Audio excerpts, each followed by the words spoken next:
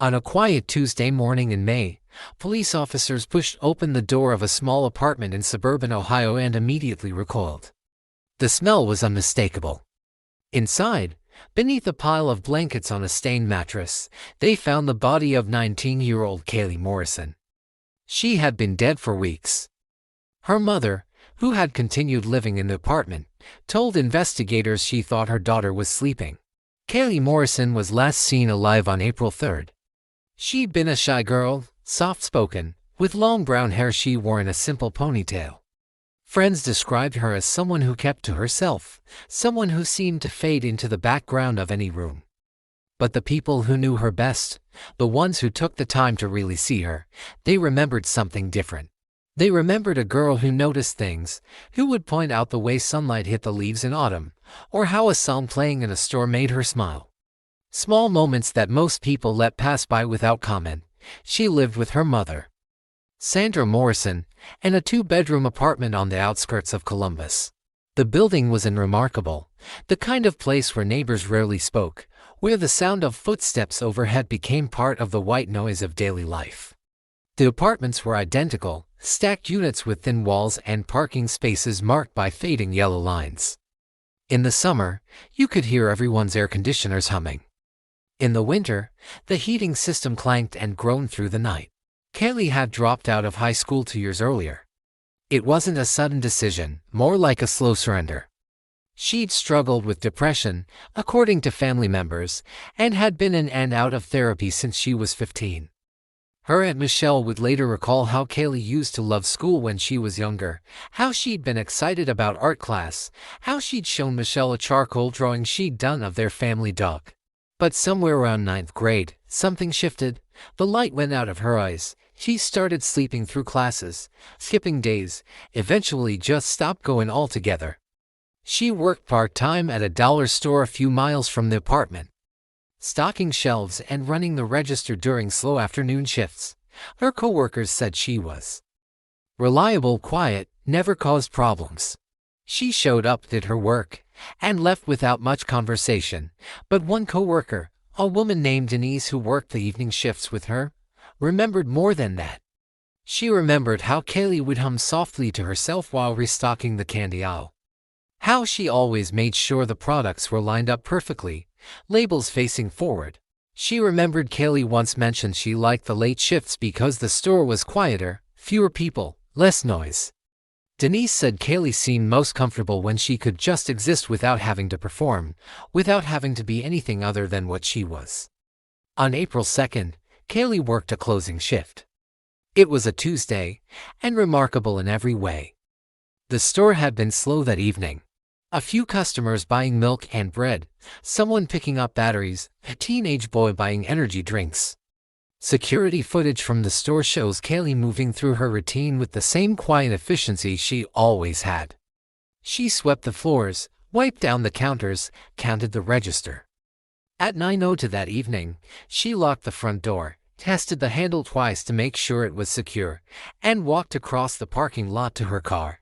Her car was a faded green Honda Civic with a dented front bumper, the result of a minor accident in a parking lot the previous summer.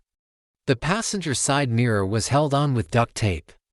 There was air freshener hanging from the rearview mirror, shaped like a pine tree, though it had long since stopped smelling like anything. The footage shows Kaylee getting into the driver's seat, sitting there for a moment before starting the engine. She pulled out of the parking lot at 9:07. That was the last confirmed sighting of Kaylee Morrison alive. The next morning, she didn't show up for her shift. Her manager, a man named Robert Chen, called twice. The first call went straight to voicemail. The second call rang through but no one answered. Robert stood behind the counter of the dollar store, phone in hand, frowning slightly. It wasn't like Kaylee to miss work without calling. In the 2 years she'd worked there, she'd never been a no-show. She'd called in sick maybe 3 times, always apologetic, always offering to make up the hours. Robert figured maybe she was sick, maybe she'd overslept, and her phone had died. One missed shift didn't seem like an emergency. He asked Denise to cover the afternoon, made a mental note to call Kaylee again later, and went about his day. But here's where things begin to feel wrong, where the ordinary routine of a missing person case starts to fracture into something more unsettling. On April 5th, 2 days after Kaylee was last seen, her car was spotted. A traffic camera captured the green Honda Civic driving through an intersection in downtown Columbus at 2:17 in the afternoon. The image quality wasn't great, typical of traffic cameras, grainy and washed out by the afternoon sun. But the license plate was visible, clear enough to run through the system. It was definitely her car. The driver, however, couldn't be clearly identified. Just a silhouette behind the wheel, a vague shape that could have been anyone. When investigators would later review this footage, they'd spend hours studying those few frames, trying to make out details. The angle of the driver's shoulders, the position of the hands on the wheel. But the image gave them nothing definitive. Just the certainty that someone was driving Kaylee Morrison's car 2 days after she'd vanished. Kaylee's aunt, Michelle Hartman, tried calling her niece that same evening. Michelle was Sandra's younger sister, and she'd always had a soft spot for Kaylee. They'd been close when Kaylee was little, back before the Depression set in, back when Kaylee would spend weekends at Michelle's house, helping her bake cookies and watching old movies. Even as Kaylee withdrew from the world, Michelle tried to stay connected. She'd text every few days, just checking in, usually getting short responses but responses nonetheless. When the call went to voicemail on April 5th, Michelle felt a prick of concern. It was subtle, the kind of where you try to talk yourself out of. Maybe Kaylee's phone was dead, maybe she was sleeping. Michelle sent a text, something simple, just asking how she was doing. No response. She waited a few hours, then called Sandra, Kaylee's mother. Sandra answered on the 4th ring. Her voice was flat, distracted. Michelle asked if Kaylee was okay, if she'd talked to her recently. Sandra told her Kaylee was fine, just busy, probably sleeping. She had a way of ending conversations quickly, of shutting down questions before they could develop into anything more. Michelle didn't push further. She'd learned over the years that pushing Sandra only made her retreat more. On April 7th, the car appeared again. This time it was seen pulling into a gas station on the east side of the city. A place called Quick Stop, one of those no-name stations with flickering fluorescent lights and a small convenience store that sold lottery tickets and stale coffee. Surveillance footage from the station shows the green Honda pulling up to pump number 4 at 3:41 in the afternoon. The vehicle idles there. You can see someone inside the car moving, shifting in the driver's seat, a shadow behind tinted windows. But the angle is poor, the camera positioned to capture the pumps and the entrance to the store, not the details of who might be inside each vehicle. For approximately 6 minutes, the car just sits there. The engine running. No one gets out. No fuel is purchased. The footage shows other customers coming and going, a man in a work uniform filling up a truck, a woman going into the store and coming back out with a bag of chips. And through it all, Kaylee's car just idles at pump 4, motionless except for the faint vibration of the engine, the exhaust visible in the cool April air. Then, at 3:47, the car pulls away. It doesn't speed off, doesn't draw attention. It just eases back into traffic and disappears down the street. The station clerk working that day wouldn't remember the incident at all when police asked weeks later. Dozens of cars came through every day. One more green Honda sitting at a pump for a few minutes. That was nothing worth remembering. By April 10th, Michelle Hartman had grown worried enough to drive to the apartment. It was a Sunday, overcast, the kind of gray spring day where it feels like it might rain, but never quite does. She pulled into the apartment complex parking lot and sat in her car for a moment, trying to decide if she was overreacting. But something felt wrong. Kaylee hadn't responded to any texts in a week. Her phone went straight to voicemail now, as if it had been turned off or the battery had died days ago. Michelle climbed the stairs to the 2nd floor, walked down the outdoor hallway to apartment 212, and knocked. She could hear movement inside, footsteps, the sound of a television. After a long pause, Sandra answered. Sandra looked like she hadn't left the apartment in days.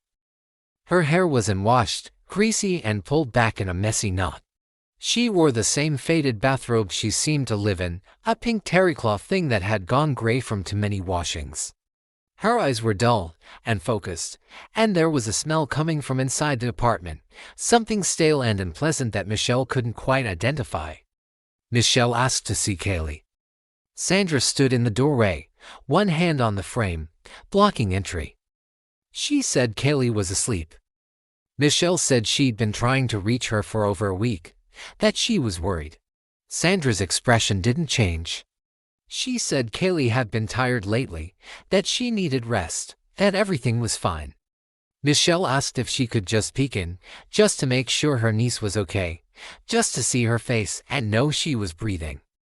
Sandra's grip on the doorframe tightened. She said no, that would wake her up, that Kaylee didn't want to be disturbed. Something about the way Sandra said it, the flatness in her voice, the way she wouldn't quite meet Michelle's eyes, made Michelle's stomach turn. But she didn't know what to do. She couldn't force her way into the apartment. She didn't have any concrete reason to call the police, just a feeling, just the wrongness of Sandra's demeanor and the smell, and the week of silence. So Michelle left. She walked back down the hallway, down the stairs, got in her car, and sat there for several minutes, hands gripping the steering wheel, trying to decide what to do. In the end, she drove home. And she would carry the guilt of that decision for the rest of her life. The next day, Michelle called the police. She explained that her niece hadn't been seen in over a week, that her car had been spotted driving around the city, but no one had actually spoken to Kaylee, that her mother was acting strange and wouldn't let anyone see her. The officer who took the report was polite but not particularly alarmed. He took down the information, asked for Kaylee's description and vehicle details, and explained that Kaylee was an adult. Adults sometimes went off the grid. They had fights with family, needed space, decided to take a few days for themselves. There was no evidence of foul play. No signs of struggle or violence. Just a young woman who hadn't checked in with her family for a while. The officer said they'd add Kaylee to the system as a missing person, but unless something more concrete came up, there wasn't much they could do. Michelle hung up feeling helpless, feeling like she was failing Kaylee all over again. If you're finding this case as unsettling as I am, and if you want to see more stories like Kaylee is told with the respect and attention they deserve, I do really appreciate it if you could take a second to hit the like button and subscribe to the channel. These quieter tragedies, the ones that don't make headlines, they matter just as much. And your support helps make sure they're not forgotten. On April 14th, Kaylee's car was found abandoned in a Walmart parking lot on the west side of Columbus. A security guard doing rounds noticed it had been sitting in the same spot for 2 days, which violated the parking policy. He called to have it towed. Before the tow truck arrived, he ran the plates through the system and saw it was registered to a missing person. He called the police instead. Officers arrived to find the green Honda Civic parked in a spot near the back of the lot, far from the entrance, the kind of space people choose when they plan to leave their car for a while. The doors were unlocked. The keys were sitting on the dashboard, placed there deliberately, not dropped or forgotten. There was a half-empty bottle of water in the cup holder, the label peeled partially off, the way someone does when they're anxious or bored. A receipt for gas dated April 9th was tucked into the visor. A crumpled fast food bag sat on the passenger side floor, grease stains darkening the paper. The bag was from a Burger King 3 miles away. The car was processed, dusted for fingerprints. They found Sandra Morrison's prints on the steering wheel, the door handle, the keys. They found Kaylee's prints too, older, layered beneath. But nothing that suggested violence, nothing that screamed emergency. Police ran the receipt. The gas purchase on April 9th had been made at a station on the north side, paid in cash. They pulled the surveillance footage. The timestamp showed a woman walking into the frame at 11-20-3 in the morning, going to the counter, paying for $15 in gas, and walking back out. The woman was wearing a loose jacket and jeans, her face partially obscured by the angle and the poor lighting. But when investigators showed the footage to people who knew Sandra Morrison, they said it looked like her. The build was right. The way she walked, slightly hunched, was right. Michelle Hartman received the call about the car that evening. Her hands shook as she hung up the phone. She immediately called Sandra, her voice tight with fear and anger. This time, Sandra's story began to shift. She said Kaylee had gone to stay with a friend. When Michelle pressed for the friend's name, Sandra became vague, evasive. She said she didn't remember, that Kaylee had a lot of friends, that she'd be back soon. Michelle knew Kaylee didn't have a lot of friends. Kaylee barely had any friends. The girl kept to herself, lived a small life bounded by work and home and the occasional text to her aunt. The lie was transparent, and it sent a chill through Michelle that she couldn't shake. Police visited the apartment on April 16th. 2 officers, both experienced, both having seen their share of wellness checks that turned into something worse. They knocked. Sandra answered the door wearing the same bathrobe. The officers introduced themselves, asked to speak with Kaylee. Sandra said she wasn't home. They asked when she'd last seen her daughter. Sandra paused, looked down at her hands, fingers picking at the worn fabric of her robe, and said it had been a few days, maybe a week. She spoke in a monotone, as if reciting something she'd rehearsed but didn't quite believe. The officers exchanged a glance. They asked if they could look around, just to verify that Kaylee wasn't there, just to clear things up so everyone could move forward. Sandra hesitated. For a long moment, she just stood there, staring at some point past their shoulders. Her expression blank, then she stepped aside and let them in. The apartment was cluttered but not unusually so. Dishes piled in the sink, some with dried food crusted on the edges. Laundry in heaps on the couch, a mix of clothes and towels that might have been clean or dirty, impossible to tell. Empty soda cans on the coffee table. A stack of unopened mail by the door. The air was stale, heavy with the smell of cigarette smoke and something else, something Swedish and wrong that one of the officers noticed but couldn't quite place. He'd smelled death before in other apartments, other situations. But this was subtle, faint enough that he wondered if he was imagining it. They checked the living room, the kitchen, the bathroom. Everything seemed normal, or at least within the range of normal for a place where someone wasn't particularly concerned with tidiness. The officers were methodical, opening closet doors, checking behind shower curtains, the routine motions of a welfare check that would hopefully end with them walking back out and filing a report that said no one was home. Then they reached Kaylee's bedroom. The door was closed. Sandra stood in the hallway, her arms crossed over her chest, not saying anything. One of the officers, a man named Derek Paulson who'd been on the force for 12 years, turned the handle and pushed the door open. The smell hit them immediately. Thick, cloying, unmistakable. Officer Paulson stepped back, his hand going to his face. The blinds were drawn, the room dark except for the thin lines of daylight seeping through the edges. The air was dense with the scent of decomposition, a smell that coated the back of your throat and made your eyes water. Officer Paulson reached for the light switch. The overhead bulb flickered on, harsh and fluorescent. And there, on a mattress on the floor, beneath a pile of blankets, was Kaylee Morrison. She had been dead for weeks. Her body was in an advanced state of decomposition, the skin discolored, bloated in places, sunken in others. Maggots moved across her exposed skin, clustered in her hair, filled the folds of the blankets that had been pulled up to her chin as if someone had tucked her in. The mattress beneath her was stained dark, fluids having seeped through the fabric. On the bed were the small remnants of her life. A phone charger plugged into the wall but connected to nothing. A stack of books on the floor, their covers warped from humidity. A drawing pad, unopened, sitting on the windowsill. Officer Paulson backed out of the room, keyed his radio, and called it in. His voice was steady but his hands were shaking. In the hallway, Sandra Morrison stood watching, her face expressionless, as if she were observing something happening to someone else, something that didn't concern her. Sandra Morrison was arrested on the spot. She didn't resist. She didn't cry. She didn't ask what was going to happen. She simply stood quietly, her wrists extended when asked, and allowed herself to be handcuffed. As officers secured the scene, as more units arrived, and the apartment filled with the controlled chaos of a death investigation, Sandra remained silent.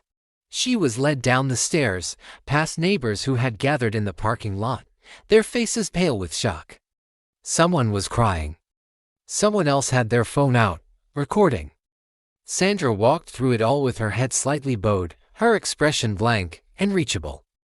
The coroner's report would later estimate that Kaylee had died sometime between April 3 and April 6. The exact date was impossible to determine given the state of decomposition and the temperature inside the apartment, which had been warm, accelerating the process. The cause of death was listed as complications related to diabetic ketoacidosis. Kaylee had been managing her diabetes poorly for years, often skipping insulin, avoiding doctor's appointments, unable or unwilling to maintain the strict routine the condition required. Her blood sugar had likely spiked, sending her into a crisis. She would have felt sick, nauseous, confused. She might have gone to her room to lie down, thinking she just needed rest. As the ketoacidosis progressed, she would have become increasingly disoriented, slipping in and out of consciousness. Eventually, her body shut down. She died alone, in that small bedroom, while her mother moved through the apartment just beyond the closed door. There were no signs of trauma. No indication of violence.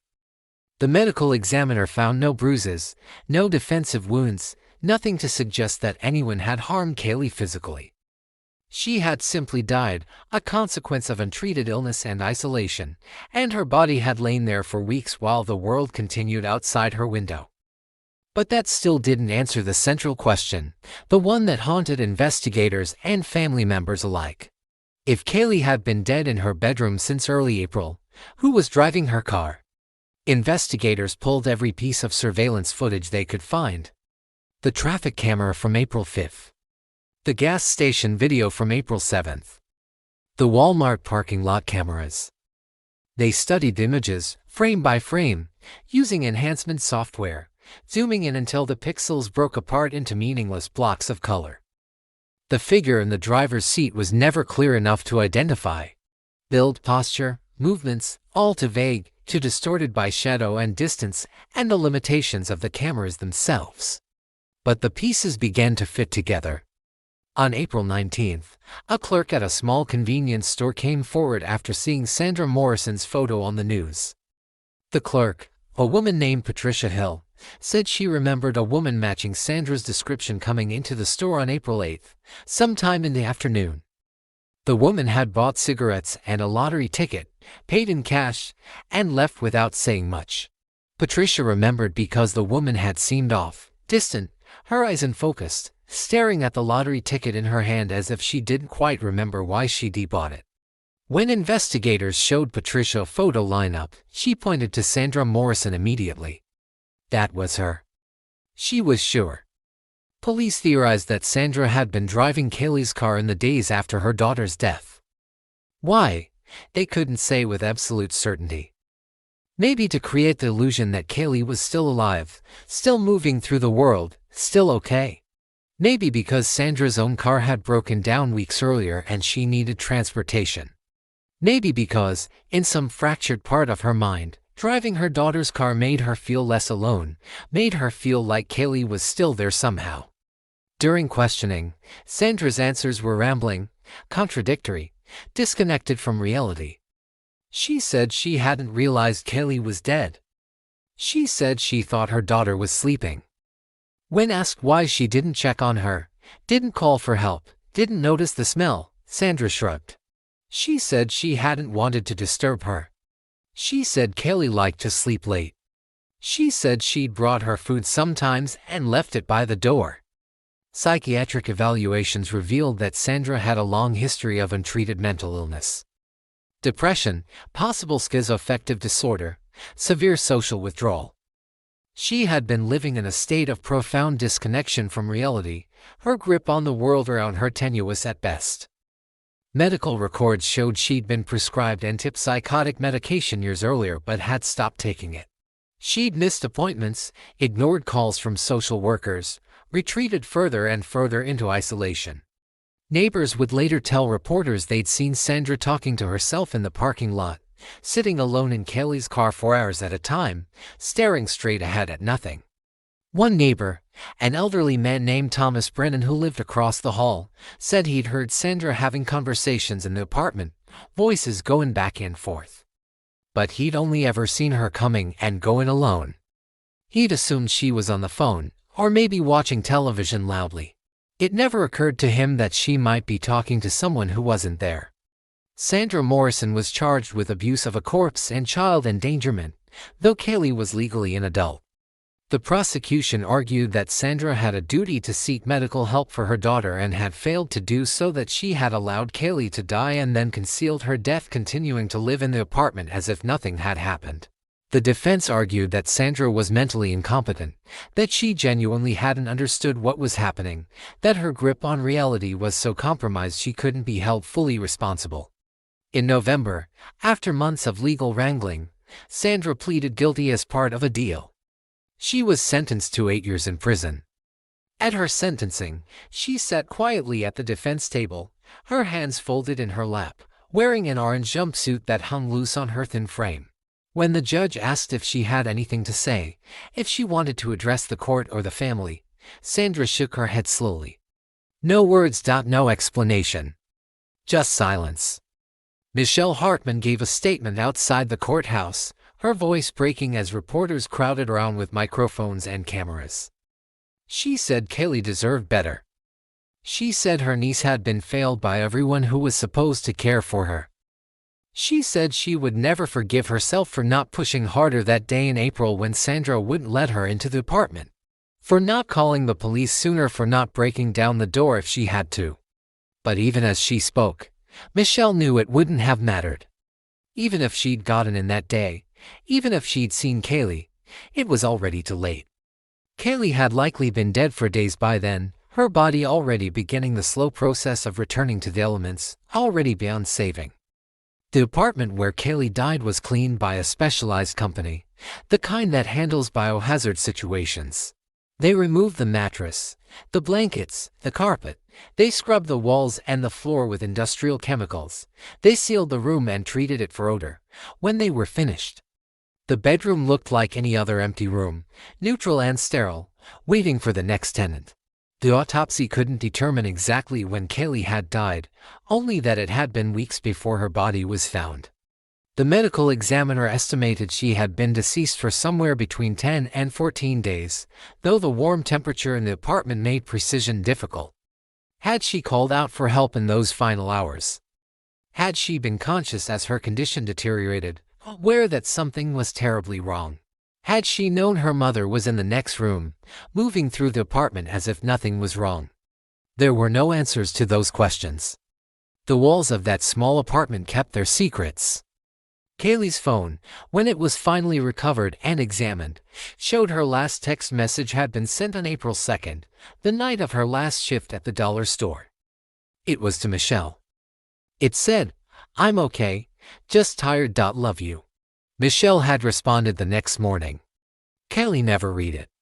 In the months after Sandra's sentencing, people in the neighborhood began to piece together memories they'd ignored at the time. A resident in the building said she'd noticed the smell in the hallway back in mid-April but assumed it was trash someone hadn't taken out, or maybe a problem with the plumbing. She'd complained to the building manager, but nothing had been done. Another resident said they'd seen Sandra sitting in Kaylee's car in the parking lot one evening, just sitting there in the driver's seat, engine off, staring straight ahead. They'd thought it was odd but hadn't dwelled on it. People did odd things. It wasn't their business. Kaylee Morrison's case never made national headlines. There was no media frenzy, no cable news coverage, no viral social media campaign demanding justice. It was a story that unfolded quietly, in the margins, the kind of tragedy that happens behind closed doors while the world continues on, unaware. A girl died alone, and for weeks, no one knew. And when they finally did find her, when the door was opened and the truth spilled out, it was already too late for anything except grief and regret. Her funeral was small. It was held at a modest chapel on the outskirts of Columbus on a rainy afternoon in late May. A handful of relatives attended, some cousins Kaylee hadn't seen in years, an uncle who flew in from Arizona, Michelle and her husband sitting in the front row. A few co-workers from the dollar store came, including Denise, who cried quietly into a tissue throughout the service. Robert Chen, the manager, sat near the back, his expression somber. Michelle Hartman spoke, her voice shaking, her hands gripping the edges of the podium so hard her knuckles turned white. She talked about the girl Kaylee had been before the depression took hold, before the isolation became too much. She talked about how Kaylee used to love drawing, used to fill notebooks with sketches of trees and birds and faces, how she'd shown Michelle a self-portrait once, charcoal on paper. And it had been so good, so full of life, that Michelle had wanted to get it framed. She talked about the time Kaylee was 12 and they'd gone to the zoo together, how Kaylee had stood in front of the penguin exhibit for almost an hour, watching them dive and swim. Completely mesmerized, she talked about how Kaylee had wanted to be seen, to matter. And that somehow, despite everything, despite the people who loved her, she'd become invisible. I'd love to hear your thoughts on this case in the comments below. What do you think could have been done differently? Could this tragedy have been prevented? And if this story affected you, if it made you think about the quiet struggles happening all around us, please consider sharing it. These are the cases that need to be remembered, the lives that deserve to be honored. The apartment where Kaylee died has since been rented to someone new. The walls have been repainted, and neutral beige that covers whatever ghosts might linger. The floors have been cleaned and refinished. The bedroom where she lay for weeks has been emptied and made anonymous again. But sometimes, late at night, when the building is quiet and the hallway lights flicker the way they always do in old apartment complexes, it's hard not to think about what happened in that small space. About the girl who died there, alone, while her mother sat in the next room watching television. About the car that kept driving through the city days after she was gone, a ghost behind the wheel, moving through intersections and gas stations and parking lots like an echo of a life that had already ended. There's a photo of Kaylee that Michelle keeps on her mantle. It was taken when Kaylee was 17, before things got really bad. She's standing outside, somewhere with trees in the background, and she's smiling, just a little, the kind of smile that suggests she's amused by something, the photographer said. Her hair is pulled back. The sunlight catches her face. She looks young and tentative and hopeful, all at once. Michelle looks at that photo every day and wonders what Kaylee would have become if things had been different.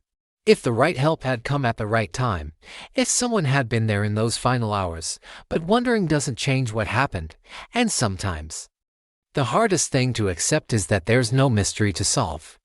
No hidden answer waiting to be uncovered. Sometimes, the truth is simply this: the girl needed help. And no one came.